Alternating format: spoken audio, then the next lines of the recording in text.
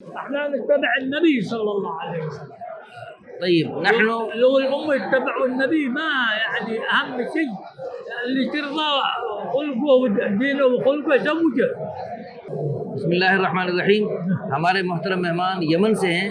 یہ فرما رہے ہیں کہ ہمیں رسول اللہ صلی اللہ علیہ وسلم کی اتباع کرنی چاہیے اور آپ صلی اللہ علیہ وسلم کے ارشادات کی روشنی میں نکاح کو آسان سے آسان تر کرنا چاہیے.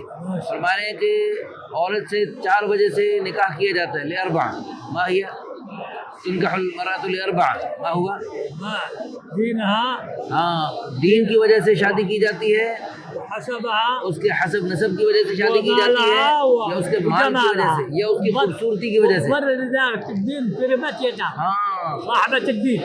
آپ صلی اللہ علیہ وسلم نے فرمایا کہ آپ جو ہے دین کو ترجیح دو, باقی ساری چیزیں بعد میں دیکھو, پہلے دین کو دیکھو. نعم بعدين دين يعني خلاص يعني هي تنفع هذه تظهر بذات الدين تربت يدها. آپ صلی اللہ علیہ وسلم نے فرمایا کہ یعنی دین کو ترجیح دو, دین. نعم. وكذلك عندنا نحن نرغب الناس بأن يزوجوا أولاد الشباب بسرعة, لا يعني يكون أعمارهم 25 30 35.